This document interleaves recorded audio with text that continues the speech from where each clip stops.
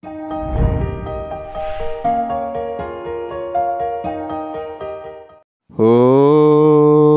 Namo Bhagavate Vasudevaya. Srimad Bhagavatam Skanda 1 Bab 7. Dalam topik Putra Drona dihukum. Selanjutnya Sloka 1. Untuk Anda yang ingin mengikuti pembacaan Srimad Bhagavatam ini, slokanya dicantumkan di deskripsi. Sannaka vaca nirgate naradeshuta bhagavan badarayanaha srutavam stad abhipretang tata kim akarot vibuhu. Artinya, Resi Sonaka bertanya, "Wahai Suta, Vyasadewa yang mulia dan perkasa secara transendental mendengar segalanya dari Sri Narada Muni. Jadi, setelah keberangkatan Narada, apa yang dilakukan oleh Vyasadewa?" Penjelasan dari Yang Maha Berkarunia, A.C. Bhaktivedanta Swami Prabhupada. Dalam bab ini, petunjuk untuk menguraikan Srimad Bhagavatam adalah dipetik dari kisah diselamatkannya Maharaja Pariksit secara ajaib ketika beliau masih berada di dalam kandungan ibunya. Ihwal terjadinya hal ini adalah berawal dari perbuatan tercela Drauni atau Ashwatthama, putra Acharya Drona, yang membunuh kelima putra Draupadi ketika mereka sedang tidur lelap. Putra Dronacharya dihukum oleh Arjuna karena perbuatan tersalah tersebut. Sebelum memulai sejarah besar Srimad Bhagavatam, Sri Vyasadeva sudah menginsapi seluruh kebenaran tersebut melalui meditasi dalam bentuk pelayanan bhakti. Selanjutnya, Sloka 2. Sutta vaca Brahmanadyam Saraswatyam Ashramah paschime tate Samya prasyayiti prokta Rasinam Satravardhanaha. Sri Suta berkata, di tepi barat sungai Saraswati yang berkaitan erat dengan kitab Veda, terdapat pondok meditasi di Syamprasha yang merupakan penopang kegiatan-kegiatan transendental para resi. Penjelasan. Tempat dan suasana yang tepat adalah benar-benar dibutuhkan bagi kemajuan pengetahuan rohani. Tempat yang terletak di tepi barat sungai Saraswati khususnya cocok untuk tujuan itu. Di sanalah asrama milik Vyasadewa berada, di Sampya Prasha. Srila Vyasadewa hidup berumah tangga, namun tempat tinggal beliau juga disebut asrama. Asrama adalah sebuah tempat kegiatan yang senantiasa mengedepankan pelestarian budaya rohani. Tidak menjadi soal apakah tempat itu milik seorang yang hidup berumah tangga atau milik seorang pertapa. Seluruh sistem warnasrama disusun sedemikian rupa agar setiap status kehidupan dapat disebut asrama. Ini berarti bahwa pemeliharaan budaya spiritual adalah urusan bersama bagi semua status kehidupan tersebut. Para brahmacari, grihasta, wanaprastha maupun sannyasi semuanya memiliki tujuan hidup yang sama, yaitu menginsapi Yang Maha Kuasa. Karena itu, tak satu pun di antara mereka yang berposisi kurang penting menyangkut urusan pemeliharaan budaya rohani. Perbedaan antara empat status kehidupan ini adalah terletak pada soal formalitas yang didasari oleh kekuatan pelepasan ikatan-ikatan material. Para sannyasi merupakan pemegang estimasi yang paling teguh dalam mempraktikkan pelepasan ikatan material. Selanjutnya, Sloka 3.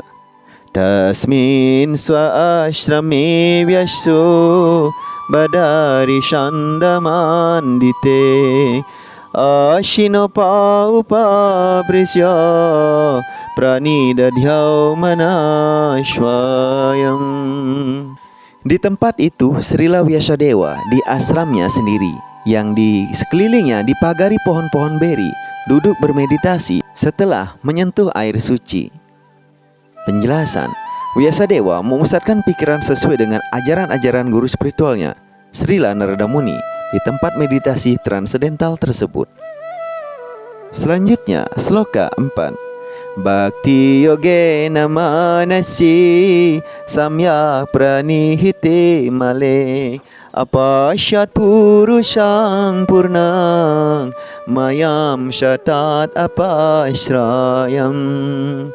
Demikianlah Vyasadewa memusatkan pikiran, menyibukkan pikiran dalam pelayanan bakti yoga secara sempurna tanpa diwarnai hal-hal material sedikit pun, sehingga beliau dapat melihat personalitas Tuhan yang sempurna beserta energi eksternalnya yang sepenuhnya berada dalam pengendaliannya. Penjelasan: penglihatan yang sempurna mengenai kebenaran mutlak hanya dimungkinkan melalui penyertaan diri untuk sibuk dalam pelayanan bakti. Hal ini juga dibenarkan dalam Bhagavad Gita. Orang akan bisa menginsapi kebenaran mutlak personalitas Tuhan yang Maha Esa secara sempurna hanya melalui proses pelayanan bakti, dan ia dapat memasuki kerajaan Tuhan dengan pengetahuan yang sempurna itu. Keinsapan yang kurang sempurna tentang kebenaran mutlak melalui pendekatan kepada sebagian kebenaran mutlak sebagai Brahman yang impersonal maupun para Mahatma yang berada di tempat-tempat khusus tidak memungkinkan siapapun untuk bisa masuk ke dalam kerajaan Tuhan. Srila Narada menasihati Srila Vyasadewa agar beliau mantap dalam samadhi transendental kepada personalitas tertinggi Tuhan yang Maha Esa dan kegiatan-kegiatan sempurna Tuhan. Srila Vyasadewa tidak begitu memperhatikan cahaya Brahman, karena cahaya Brahman bukanlah penampakan yang mutlak. Penampakan yang mutlak adalah personalitas tertinggi Tuhan yang Maha Esa, sebagaimana dibenarkan dalam Bhagavad Gita bab 7 sloka 19. Vasudeva Sharva Iti. Dalam kitab-kitab Upanishad juga dibenarkan bahwa Vasudeva, personalitas tertinggi Tuhan Yang Maha Esa, ditutupi oleh tirai yang berwarna kuning emas, Hiramayena Patrena, dari cahaya Brahman yang impersonal. Dan apabila tirai tersebut dibuka atas karunia Tuhan, maka wajah yang mutlak akan tampak. Yang mutlak disebut di sini sebagai purusa atau personal.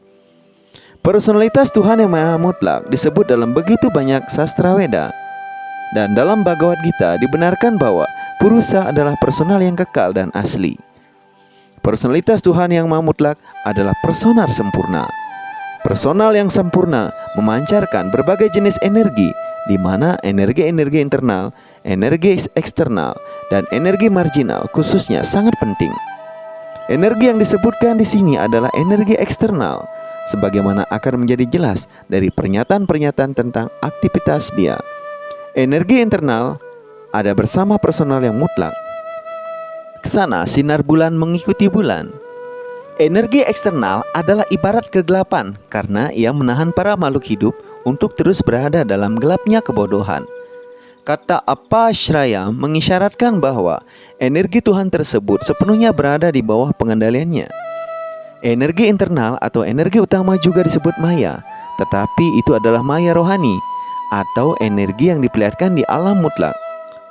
Apabila seseorang berada di bawah perlindungan energi internal tersebut, maka gelapnya kebodohan material akan segera tereliminir.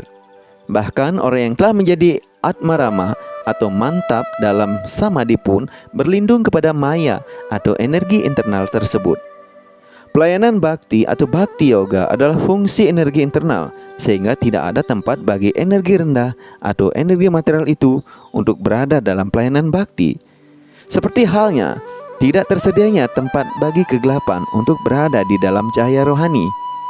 Energi internal tersebut bahkan mengungguli kebahagiaan rohani yang bisa didapatkan dalam paham Brahman yang impersonal. Dinyatakan dalam Bhagavad Gita bahwa cahaya Brahman yang impersonal adalah juga pancaran personalitas Tuhan Yang Maha Esa yang mutlak, Sri Krishna. Param Purusa tersebut tidak mungkin personal lain manapun selain Sri Krishna sendiri, sebagaimana akan diterangkan dalam sloka-sloka berikut ini. Selanjutnya, sloka 5.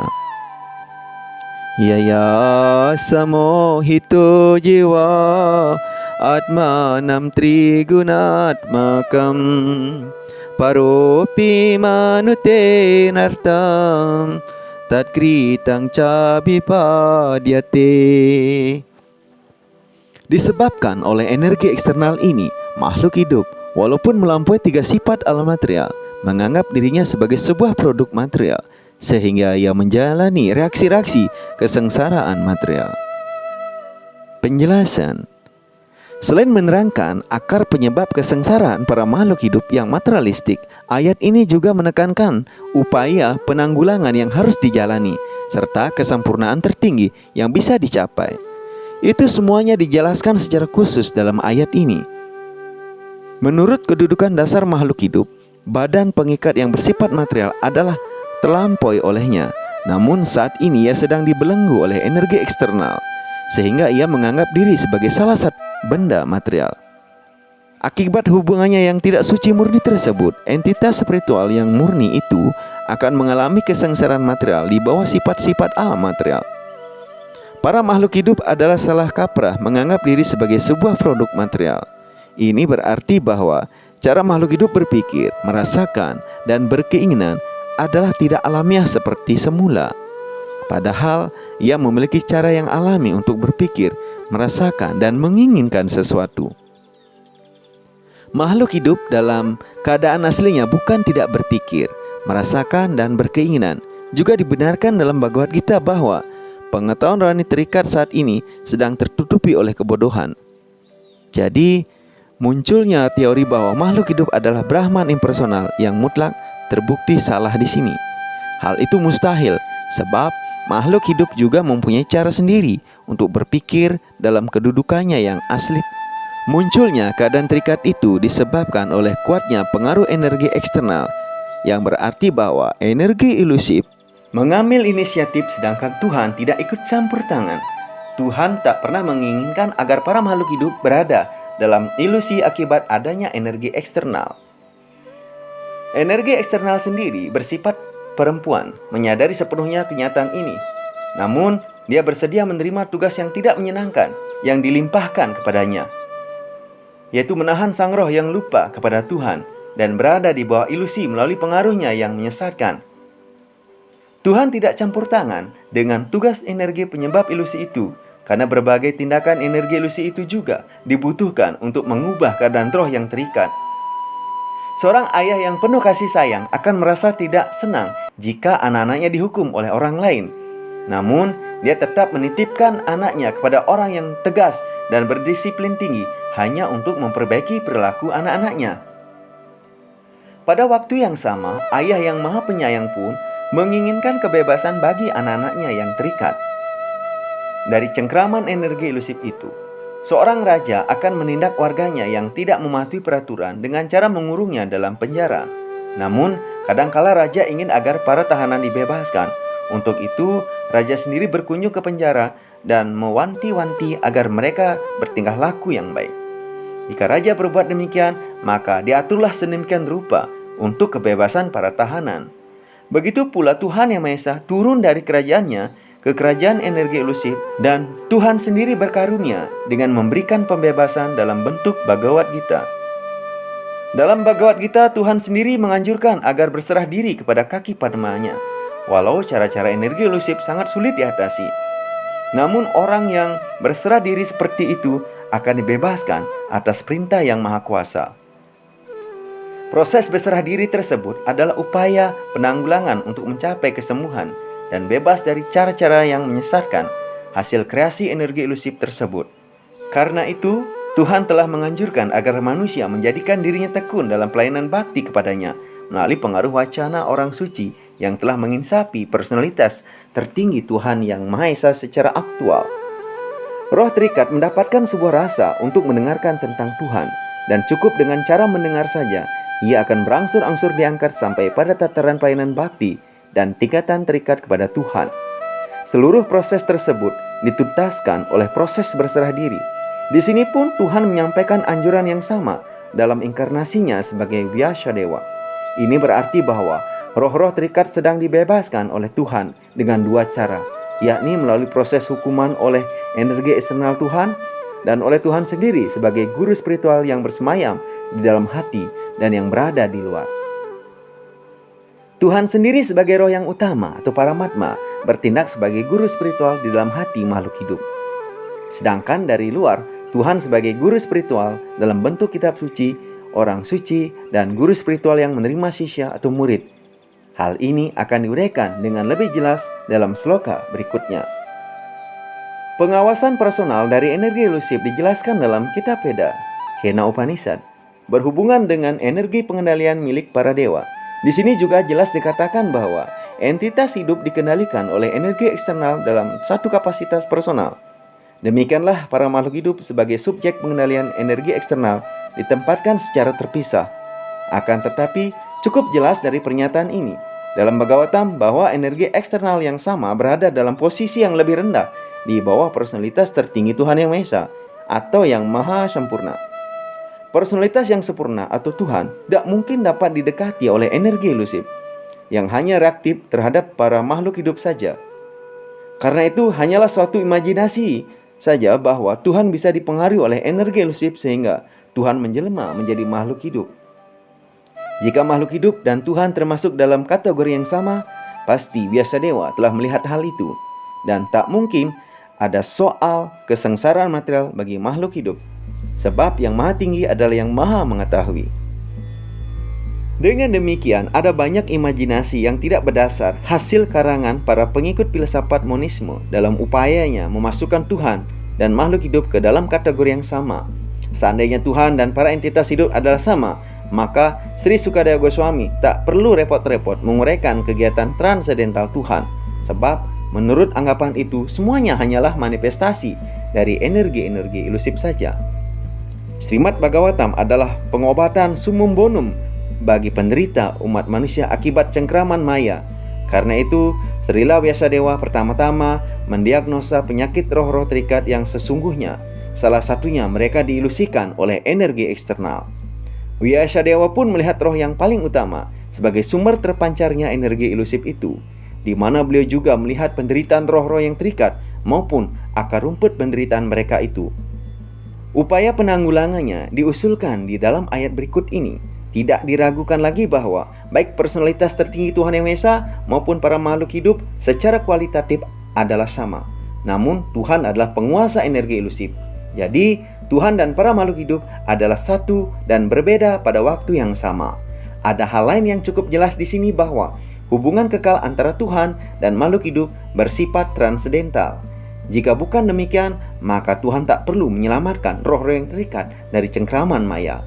Dengan cara yang sama pula, makhluk hidup seharusnya menghidupkan kembali cinta dan rasa rindunya yang alami terhadap Tuhan Yang Maha Esa.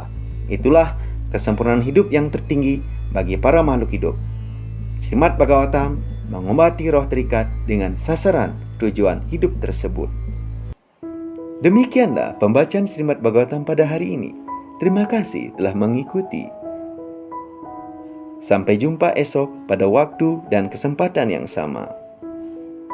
Jai Grantraja Srimad Bhagavatam Mahapurana Ki. Jai Wanca Kalpataru Biasca Kripa Sinbaya Waca Patitanam Pawinibhyo Vaishnibhyo Nama Nama Gora Bhakta Vrinda.